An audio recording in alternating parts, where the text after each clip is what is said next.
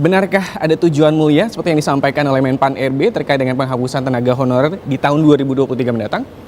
Iya, ya kalau kita melihat ya dari tujuan penghapusan itu memang ada sisi positifnya. Oke. Dan tentu kalau secara pribadi saya sangat mendukung itu dalam rangka upaya untuk kita menciptakan aparat kita, ASN kita baik itu dari PNS maupun P3K, juga termasuk tenaga-tenaga honor kita yang lebih berkualitas di masa akan datang. Itu satu. Tapi tentu kebijakan ini pasti ada kontroversi. Betul. Kenapa kontroversi? Karena ada bengkalai sebetulnya yang tertinggal dari proses itu. Kalau tidak ada bengkalai, saya kira ini sesuatu kebijakan menurut saya yang perlu kita dukung di masa-masa yang akan datang. Tapi kembali lagi bahwa kebijakan ini sebenarnya mengabaikan bengkalai yang belum terselesaikan. Di situ sebenarnya problemnya kalau menurut saya. Oke, jadi ada sisi positifnya, tapi juga ini meninggalkan sejumlah kontroversial seperti itu. Kalau Pak Trubus sendiri melihat, ini kan sebenarnya permasalahan dari tenaga honorer kan bukan kali pertama. Ini permasalahan klasik yang ada di tanah air seperti itu. Tapi kalau misalnya nanti benar-benar 2023 tenaga honorer akan dihapus baik tingkat daerah dan juga pusat, bagaimana nasib mereka nih para tenaga honorer? Iya, menurut saya nasib tenaga honorer ini jadi harus ada kebijakan khusus, Mas. Ya, afirmasi yang sudah dikeluarkan pemerintah kan hanya untuk guru dan nakes. Tenaga kesehatan. Maksud saya harusnya meluas semuanya, termasuk tenaga kesehatan, tenaga administrasi, kemudian teknisi, termasuk bidang lain seperti Satpol PP, semuanya itu harusnya diangkat sebagai PNS dulu. Kan bisa dimasukkan dalam kategori P3K karena ASN itu kan ada dua jenis dalam Undang-Undang Nomor 5 itu kan. Jadi harusnya dia dimasukkan dulu di PP3K. Nah, dalam P3K itu pegawai pemerintah dengan perjanjian kerja itu artinya yang bersangkutan bekerja dalam masa pengawasan. Kalau misalnya nanti memang tidak dibutuhkan ya tinggal tidak usah diperpanjang kan sebenarnya seperti itu. Tetapi itu sudah memberikan solusi. Tetapi yang terjadi yang malah justru pemerintah itu mengafirmasi hanya untuk guru dan nakes. Tenaga yang lain mereka disuruh tes CPNS, TAS. Nah, bagi yang tidak lulus tes, lah ini jadi masalah. Kalau lulus oke, kita tampung di ini. Yang tidak lulus gimana? Sementara mereka bekerja itu ada yang lebih dari 2015 yang mau tahunan malahan gitu. Lah ini kan harusnya ada kebijakan tersendiri. Jadi menurut saya ini memang satu konteks bahwa akan diputus 2023 ini kan hanya mendasarkan pada PP 49 itu. PP 49 itu kan 28 November 2018. Karena itu kan 5 tahunnya adalah 2003. Tetapi ini kan sebenarnya rentang waktu di mana pemerintah memang harusnya pemerintah pusat dan pemerintah daerah berkolaborasi untuk membenahi. Artinya mereka-mereka yang ditampung ini adalah mereka punya profesional. Tetapi persoalan kan selama ini tenaga honorer ini adalah tenaga yang kebanyakan kebawaan dari partai, bukan partai malah kepala daerah pemenang pemilu. Nah, itu banyak kan membawa mengusung itu. Jadi akhirnya orang-orang yang tidak profesional masuk di situ. Tetapi sebenarnya tidak jadi masalah sepanjang mereka kan bekerja, kan memiliki kapasitas, toh mereka bisa belajar. Nah, di sini kemudian pemerintah mengeluarkan kebijakan. Nah, kebijakan apa? Ya diterima saja dulu, itu diterima ditampung. Nanti setelah 2023 ini sudah nggak lagi. Artinya gini, untuk yang mereka 2015 ke sini itu tes, tapi yang 2015 ke sana udah diterima aja gitu. Itu masukkan di P3K itu. Enggak, kalau misalnya mereka bisa mampu di PNS, why not masukkan di PNS. Tapi kalau misalnya dia nggak mampu, mampunya hanya P3K, passing grade-nya diturunkan. Karena pengalaman 2021 kemarin banyak yang gugur karena CPA ini passing grade-nya itu terlalu tinggi, jadi dia gagal. Nah, sekarang harus pemerintah ngatur aja, itu dibebaskan saja, cek background saja kayak di guru dan nakes. Oke, Pak Anwar, kalau misalnya kita melihat ini kan ada sejumlah rencananya dari Menpan RB, harus tadi Pak Trubus juga sampaikan tes CPNS. Kalau misalnya juga ini kan ada juga puluhan ribu juga tenaga honorer yang sudah mengabdi berpuluh-puluh tahun. Kalau dari Komisi 2 sendiri sejauh ini apa yang sudah didorong dalam hal ini Pak Anwar sendiri juga melihat misalnya di dapil Bapak juga kan pasti ada sejumlah tenaga honorer yang sudah. Ya, yang pertama Mas, saya ini adalah salah satu pelaku sebetulnya. Pelaku dulu kepala daerah, waktu saya masih kepala daerah yang mengusulkan itu. Mengusulkan tenaga K1 dan K2. Nah, kalau kita lihat rentetan waktunya itu, yang pertama tahun 2005 itu kan, itu mereka sudah mengabdi dan mereka itu tidak dibiayai oleh APBD maupun APBN saat itu. Tidak APBD dan juga APBN. Dan di data BKN tahun 2014 itu ada 430.000 lebih ya tenaga honorer K2 itu yang belum terangkat. Nah, kemudian tahun 2018, 2019 dilakukan pengangkatan pada saat itu, ada yang dari ASN menjadi PNS kurang lebih 80.000 kalau tidak salah. Tahun 2019 itu kemudian terangkat lagi kurang lebih 150.000. Tersisa hari ini ada kurang lebih sekitar 210.000 tenaga K2 itu. Nah, dari 210.000 inilah yang jadi problem, karena ini belum terselesaikan, sementara pemerintah sudah mengambil kebijakan untuk menghapus tenaga honorer. Harusnya kalau kami sedang memperjuangkan agar yang 210.000 ini, saya sepakat dengan beliau, ini harus ada afirmasi. Afirmasi katakanlah misalnya, oke, mereka kalau kita afirmasi luar biasa, berarti mereka harus langsung diangkat menjadi PNS atau P3K. Nah, selama ini yang jadi problem, guru dan kesehatan itu sudah diberi ruang yang sangat besar dan sehingga penerimaannya sudah cukup. Yang jadi problem itu adalah tenaga administrasi dan polisi pamung praja yang ada di daerah. Polisi pamung praja itu lebih rumit lagi karena mereka ini tidak masuk di dalam kategori ASN, sehingga mereka tidak bisa masuk di dalam PNS ataupun di dalam P3K. Nah, inilah yang dibutuhkan kearifan. Kenapa? Seperti saya selalu bahasakan, ini soal keadilan sebetulnya. Keadilan negara kepada mereka, karena sudah ada teman-teman mereka sudah diangkat menjadi menjadi PNS atau P3K, sementara mereka tidak. Nah, ini ya keadilan, dibutuhkan keadilan pemerintah. Yang kedua soal Pol PP. Pol PP ini kalau mau kita melakukan afirmasi, maka salah satunya itu revisi undang-undang tentang ASN. Itu harus dilakukan karena mereka ini kategorinya tidak jelas. Nah, yang ketiga, para polisi pamung praja ini harus ada kebijakan. Saya bicara dengan beberapa kepala daerah, polisi pamung praja itu bisa ditangani oleh daerah, tapi dengan ketentuan harus ada petunjuk dari pusat, mereka ini masuk dalam kategori apa nih? Oke. Soal pembiayaan misalnya, itu juga sangat penting. Pemerintah pusat harus jelas memberi. Nah, kemudian di dalam surat edaran Menpan itu kan sudah disebutkan bahwa sampai tahun 2023, pemerintah daerah dan juga pemerintah pusat itu harus melakukan pemetaan. Nah, ini belum dilakukan nih. Sehingga banyak kepala daerah sekarang yang juga bingung. Ada yang sudah begitu terima bahwa harus dihapus, maka serta mereka langsung dirumahkan ini tenaga honorer. Ini kan sangat tidak adil.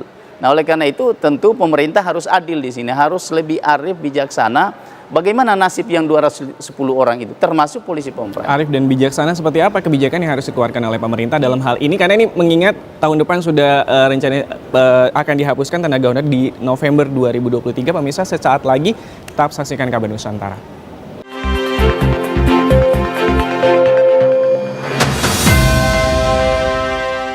Saya yang bertanda tangan di bawah ini nama, ya kan, Anthony Ginting misalnya gitu, tempat tanggal lahir, ini dan seterusnya, dengan ini menyatakan bersedia untuk diangkat jadi tenaga honorer dengan catatan: 1. Tidak menuntut gaji, 2. Tidak menuntut diangkat pegawai honor daerah, 3. Tidak menuntut untuk diangkat PNS. Itu betul kan? Dan itu terjadi di seluruh Indonesia, Bapak Ibu. Mana ada perjanjian kerja seperti itu? Tidak menuntut gaji, ini saja udah melanggar hak asasi manusia. Orang dipekerjakan tidak menuntut gaji. Yang kedua, tidak menuntut diangkat jadi honor daerah. Berarti mau ngapain dia kerja di situ? Honor apa dia di situ? Siapa yang mempekerjakannya? Kan nggak jelas. Yang ketiga, tidak menuntut jadi pegawai negeri. Ini sudah melanggar semua ini. Kenapa? Ini kan menuntut pegawai negeri ini.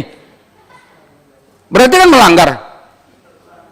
Nah, berarti yang seperti ini, Bapak Ibu Saudara, ini harus dicatat oleh teman-teman. Kembali lagi dalam Kabar Nusantara, masih bersama dengan Subki Abdul, masih membahas ini terkait dengan bagaimana nasib para tenaga honorer di tahun 2023 yang nasibnya ini akan dihapuskan oleh pemerintah. Pak Trubus, kalau misalnya tadi juga Bapak sudah sempat memberikan sejumlah terkait dengan bagaimana kebijakan-kebijakan yang seharusnya diberikan oleh pemerintah. Salah satu kebijakan yang mungkin ini juga menjadi masih kontroversial adalah nantinya tenaga honorer akan dialihdayakan ke outsourcing. Bagaimana menurut pandangan dari Pak Trubus itu sendiri? Iya, menurut saya outsourcing ini bukan solusi, itu beda ranah atau beda domain ya. Jadi kalau misalnya mau di outsourcing, ini kan tenaga honorer ini belum tentu diterima di outsourcing, kan satu institusi sendiri, dia suatu organisasi sendiri, taruhlah dia perusahaan sendiri gitu ya. Perusahaan sendiri. Apakah dia mau menerima dari tenaga honorer, belum tentu dengan alasan mereka sudah tua, mereka sudah nggak produktif lagi atau apa, kan dia alasannya bisa saja, dan mereka lebih murah mencari orang yang masih fresh graduate atau apa, kan lebih suka itu. Yang kedua adalah tidak semua daerah ada outsourcing sesuai dengan kebutuhan di daerah itu. Itu jadi masalah sendiri. Artinya apa? Untuk mengadakan outsourcing ini kan ada proses tersendiri. Tidak ujuk-ujuk tiba-tiba langsung bisa kita outsourcing saja. Nah, ini kan sebuah hal yang berbeda. Meskipun pemerintah berdalih bahwa dengan outsourcing itu untuk memecahkan persoalan banyaknya tenaga honorer yang tidak memperoleh take home pay yang memadai. Itu persoalan kan di bawah UMR, ada yang take home pay-nya nggak jelas, ada yang nggak dibayar segala. Itu memang itu hal yang kita apresiasi, di mana pemerintah akhirnya nge-cut itu gitu. Tetapi persoalannya kemudian ketika di-cut itu harusnya pemerintah memikirkan bagaimana solusi yang paling strategis, tidak tiba-tiba hanya persoalan di kesejahteraan, persoalan di outsourcing atau persoalan di dalam hak-hak dan kewajibannya, tapi lebih dari itu adalah bagaimana wibawa negara. Kan ini soal public trust kan. Jadi negara itu punya kapasitas, negara punya kemampuan untuk itu semuanya.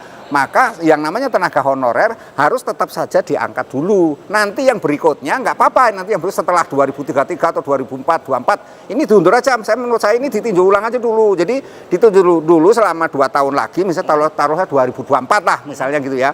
Nah, itu sudah ada persiapan. Kalau ini misalnya 2003 ujuk-ujuk diputus, nggak bisa, tiba-tiba itu terjadi situasi daerah, terjadi kebingungan. Karena daerah selama ini yang namanya tenaga honorer itu menjadi tulang punggung. Kalau itu misalnya diadakan, lumpuh pelayanan publik, bisa lumpuh di daerah itu. Jadi kan saya lihat beberapa daerah pusing. Kalau soal anggaran, tidak ada masalah, daerah sudah punya cara sendiri-sendiri untuk memberikan solusinya seperti apa. Artinya di situ ada inovasi, ada kebijakan, ada namanya kreativitas dari kepala daerah untuk membiayai mengenai tenaga honorer itu sendiri. Setuju Pak Anwar bahwa outsourcing atau pengalihan daya ke pihak ketiga ini bukan solusi untuk akhirnya bisa mengalihkan para tenaga honorer ini? Ya, seperti yang saya sampaikan di awal bahwa sebenarnya ada 2 persoalan nih. Persoalan yang harus diselesaikan oleh pemerintah adalah menyelesaikan tenaga honorer yang sudah mengabdi puluhan tahun itu. Mereka kebijakan pemerintah harus ada nih, apakah menjadi PNS atau P3K. Apakah dengan afirmasi biasa, afirmasi luar biasa, ya itu apapun dilakukan. Ini dulu diselesaikan. Kemudian yang kedua, outsourcing itu ada bagusnya juga sih sebenarnya dalam beberapa hal, misalnya tenaga kebersihan. Tapi ada hal-hal tertentu juga tidak bisa di-outsourcing kan misalnya, karena misalnya tenaga-tenaga komputer kita kan kita membutuhkan itu, tenaga administrasi. Nah, yang kedua soal polisi Pamong Praja, bagaimana penegak perda di daerah kemudian mau bisa ketigakan tuh. Padahal mereka ini adalah penegak peraturan daerah di daerah. Nah, oleh karena itu memang tidak ada solusi lain sebenarnya. Pemerintah harus melihat 2 hal. Satu, menyelesaikan yang belum selesai. Sejauh ini bagaimana Pak Anwar melihatnya dari Kementerian Menpan RB dan juga mungkin bekerjasama dengan beberapa mitra ataupun juga kementerian terkait untuk akhirnya bisa menyelesaikan permasalahan? Kan ini sudah berjalan nih. 2018, dulu 2014 kan selesai. 2018 sudah ada. 2019 juga sudah dilakukan. Sebaiknya 2021 ini pun juga ada dibuka peluang itu, tapi dengan peraturan yang terlalu ketat. Contoh misalnya, setiap orang yang akan ikut dalam seleksi P3K itu ada surat edaran Menpan RB bahwa harus memiliki surat keahlian. Nah, surat keahlian itu kan tidak semua dimiliki. Ya, satu misalnya. Nah, yang kedua misalnya polisi Pamong Praja. Sebenarnya kalau dikasih afirmasi satu, misalnya soal umur, itu kan harus diperhitungkan juga. Diberi afirmasi lah kalau ini kita mau menyelesaikan persoalan. Tetap seleksinya dilakukan P3K katakanlah melalui pintu itu, tapi ada afirmasi yang harus diberikan kepada mereka soal umur, kemudian keahlian tertentu, Kemudian kalau Pol PP itu kan gampang sekali sebetulnya. Pol PP itu dikasih syarat saja bahwa pernah diklat Pol PP. Itu tidak semua orang di luar itu bisa masuk. Kemudian passing grade-nya dikasih turun, itu juga solusi. Nah, yang ketiga, yang jadi problem hari ini, katakanlah daerah mau membuka formasi itu. Tapi kemudian setelah dibuka, maka itu akan menerima secara umum. Contoh saya temukan baru-baru ini di daerah saya. Dibuka ada 80 formasi di situ. Tapi yang lulus cuma 1 orang. Karena tingginya standar yang digunakan. Nah, kalau mau diselesaikan persoalan ini, maunya pemerintah menurunkan itu. Memberi afirmasi khusus sehingga 210.000 ini selesai. 210.000 ini sudah termasuk Pol PP kalau yang saya tahu. Oke. Jadi ini kalau bisa nih apa yang sudah dilakukan sebelumnya di tahun-tahun sebelumnya juga dilakukan di tahun 2021. Harus dilanjutkan. Harus dilanjutkan. Ya, 2018, 2019. Tapi Pak Anwar melihat sejauh ini apakah ada tanda-tanda akan melakukan itu pemerintah? Jangan dijawab ya, sekarang. Kita berharap kan sampai 2023 ini. Ini kan kemarin signal sampai 2023. Berarti kita berharap 2022 setahun lagi ini pemerintah akan melakukan kebijakan yang luar biasa sehingga ini bisa menjadi legacy juga sebetulnya bagi pemerintah yang ada sekarang bahwa di akhir masa jabatan Pak Presiden berhasil menyelesaikan persoalan yang bertahun-tahun 210.000 orang terangkat. Ini luar biasa buat Bapak Presiden. Ya, apakah akan meninggalkan legacy yang cukup baik bagi tenaga honorer atau tidak, kita tunggu nanti bagaimana. Tapi jangan kemana-mana, bisa tetap saksikan dalam Kabun Nusantara.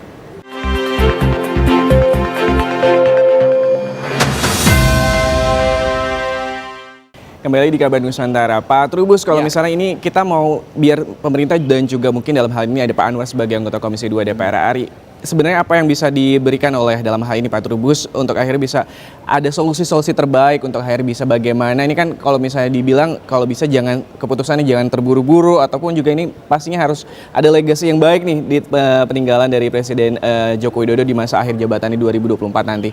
Iya, kalau saya sih mengusulkan satu ya, ini istilahnya penghapusan 2003 ini ditinjau ulang dulu. Ditinjau dulu dengan memperhatikan kondisi realitas setiap daerah yang memang sangat kebingungan dalam hal layanan publik. Karena begitu ditinggal honorer, memang ini pelayanan publiknya sangat terpengaruh, sangat signifikan gitu ya.